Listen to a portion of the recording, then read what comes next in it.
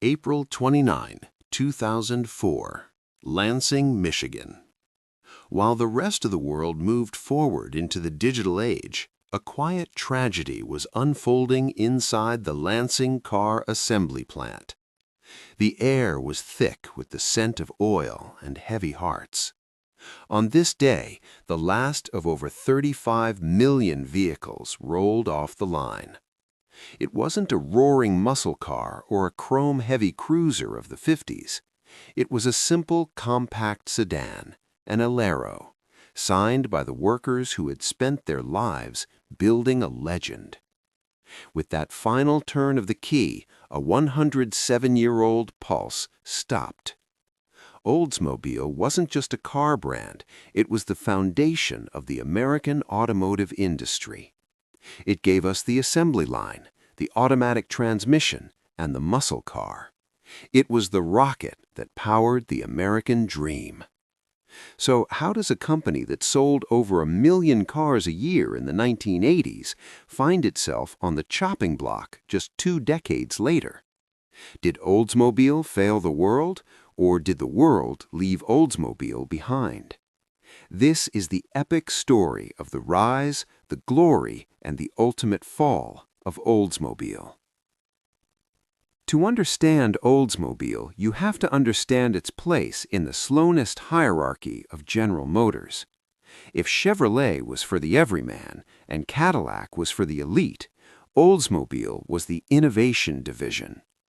Throughout its history, Oldsmobile occupied a unique middle-tier status. It was the brand for the aspiring professional, the engineer, the doctor, the successful suburbanite. But more than status, Oldsmobile represented progress. It was GM's laboratory. If a new technology was risky, it was tested on an Olds first. From the first mass-produced gasoline car to the first turbocharged production engine, Oldsmobile lived in the future while its competitors were still catching up to the present. The story begins with one man, Ransom Eli Olds. Born in 1864 in Geneva, Ohio, Ransom was a born tinkerer. He spent his childhood in his father's machine shop in Lansing, Michigan, obsessed with the idea of a horseless carriage.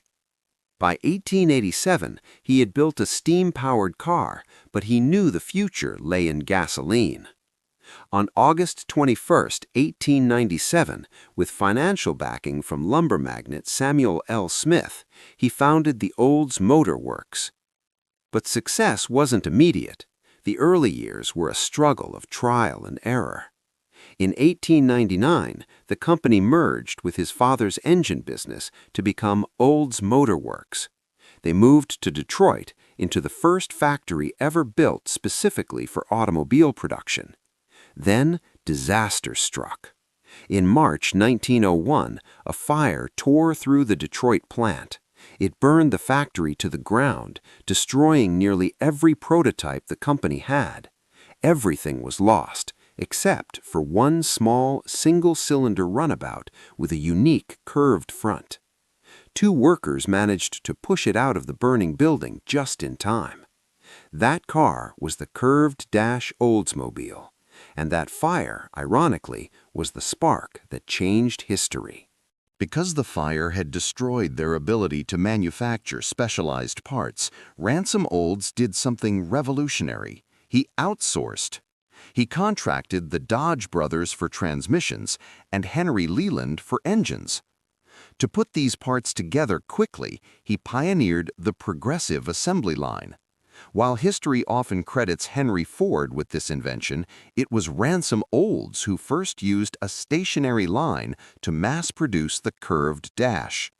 In 1901, they built 425 cars.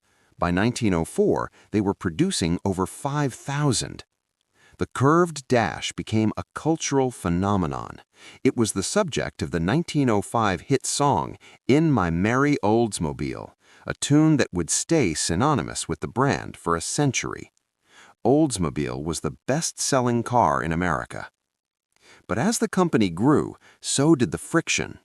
Ransom Olds wanted to keep building small, affordable cars.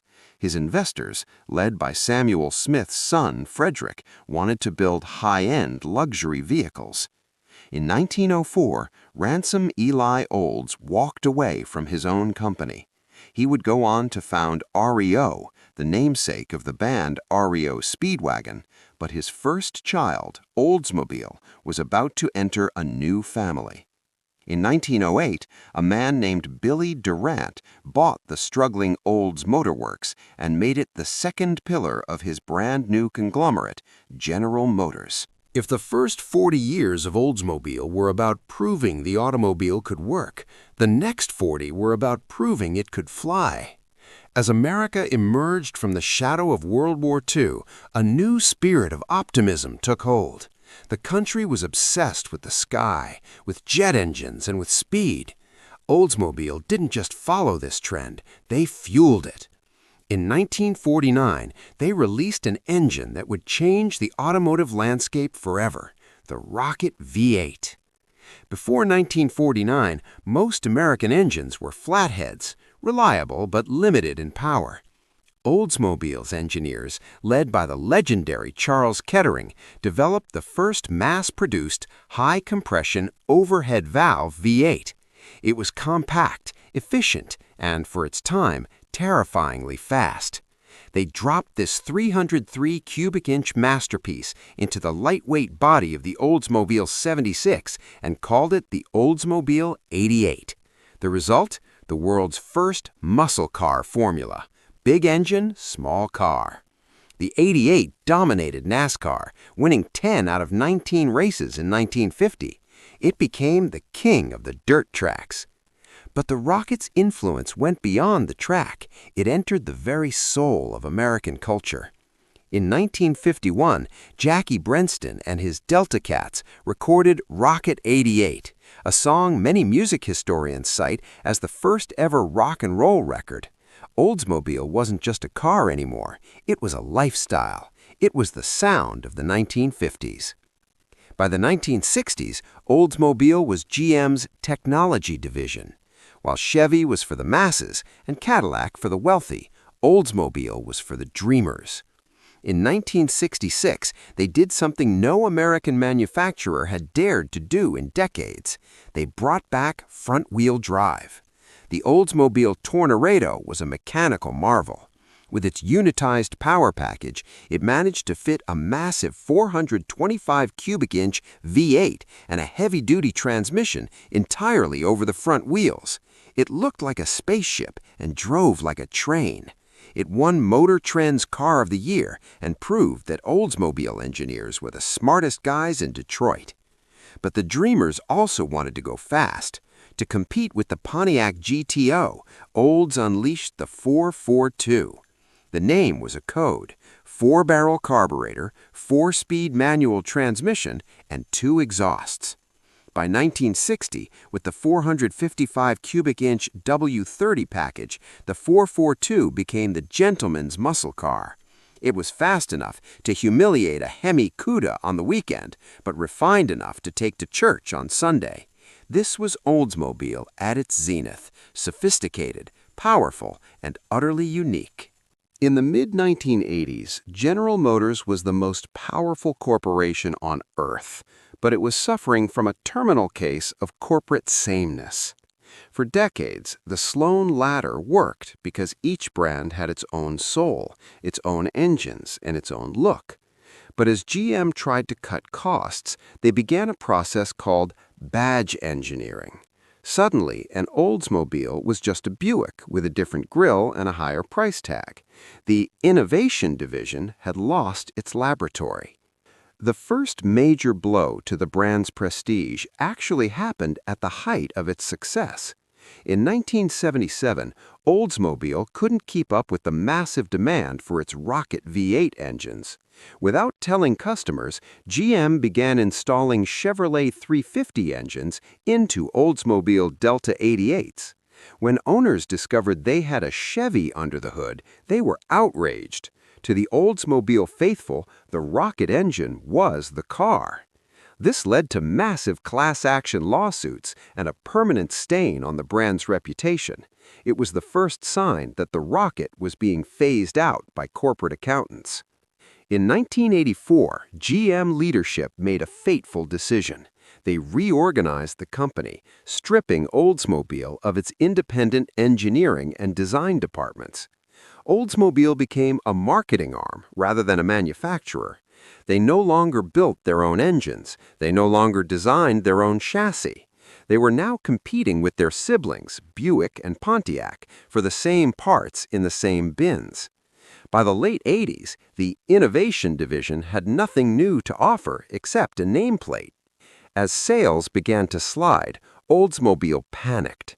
Their average buyer was getting older, and the brand was seen as stodgy. In 1988, they launched one of the most famous and most disastrous marketing campaigns in history. This is not your father's Oldsmobile. It was a double-edged sword that cut the wrong way. The slogan insulted their loyal, older customer base by telling them their taste was out of date. Meanwhile, the younger generation, the ones buying BMWs, Hondas, and the new Lexus, didn't believe the hype. To them, it was exactly like their father's Oldsmobile, just with a confusing commercial. Sales plummeted. In 1985, they sold over 1 million cars. By 1992, that number had dropped to 400,000. By the mid-90s, the writing was on the wall. GM executives were openly discussing closing the division. In a final, desperate Hail Mary, Oldsmobile was given one last chance to innovate. The result was the 1995 Oldsmobile Aurora. The Aurora was a revelation. It didn't look like any other GM car. It was built on a chassis so stiff it broke GM's testing equipment. It had a high-tech Northstar-derived V8 and an interior that rivaled European luxury sedans. But there was a catch. GM was so afraid of the Oldsmobile name's baggage that they barely put the brand's name on the car. The Aurora was a critical success, but a commercial tragedy. It was too little, too late. Oldsmobile's traditional middle management buyer had moved on. They weren't looking for a chrome-laden cruiser. They wanted the precision of Japanese engineering or the prestige of German performance. Oldsmobile was caught in a no-man's land, too expensive to compete with Toyota, but not prestigious enough to compete with Lexus. By the 1999, despite a lineup of modern-looking cars like the Intrigue and the Alero, the momentum was gone. The rocket was out of fuel, and the accountants in Detroit were finally ready to plug the plug. December 12, 2000. It was supposed to be a day of celebration for General Motors' 103rd year. But instead, it became a day of mourning. Rick Wagoner, the newly minted CEO of GM, stepped onto a stage in Detroit and dropped a bombshell that sent shockwaves through Lansing, Michigan, and the entire automotive world. General Motors was killing Oldsmobile. Wagoner cited a lack of profitability and the inability to find a sustainable niche for the brand. Despite investing billions into new models like the Aurora and the Intrigue, the market share had dwindled from 7% in the 80s to a meager 1.6%. The innovation division was no longer innovating, it was hemorrhaging cash. Oldsmobile didn't disappear overnight. GM announced a slow 4-year wind down. To give the brand a dignified exit, they created the Final 500 series. The last 500 units of each remaining model, the Alero, Aurora, Bravada, Intrigue, and Silhouette, would be produced in a special collector-grade trim. These cars were bathed in a unique dark cherry metallic paint.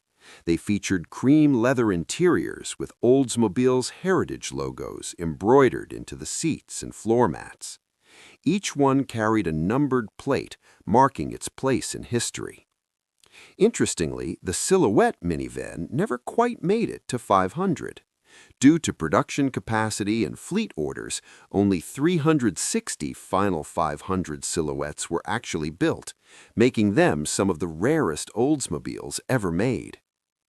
April 29, 2004. The end of the road. Inside the Lansing plant, the atmosphere was surreal. For many workers, this wasn't just a job, it was a family tradition. Generations of Lansing residents had built Oldsmobiles. The very last car, the 35,229,918th Oldsmobile ever built, was a dark cherry Alero GLS. As it moved down the line, every worker who touched it signed their name. They signed under the hood, inside the trunk, and on the chassis. It was a physical testament to a century of American labor. When that Alero was driven off the floor, the RO Rocket officially landed. The oldest car brand in American history was gone. The car was originally sent to the R.E. Olds Transportation Museum, but in a final twist of corporate fate, it was later sold at auction in 2017 for $42,000. It remains a ghost of a lost empire, a reminder of what happens when a giant loses its way. Did Oldsmobile fail? On paper, yes, it ceased to exist. But the failure wasn't due to poor cars, it was a failure of identity. By making Oldsmobiles indistinguishable from Buicks and Pontiacs, GM robbed the brand of its innovation soul. If you can get the same car for less at a Chevy dealer, why buy an Olds? While the world was moving toward trucks and SUVs in the 90s, Oldsmobile stayed tethered to the sedan. By the time that Bravada arrived, the market was already dominated by Jeep and Ford. In its final 13 years, Oldsmobile had 6 different managers. There was no continuity, no long-term vision, just a series of panicked attempts to rebrand to a younger audience that didn't want what they were selling.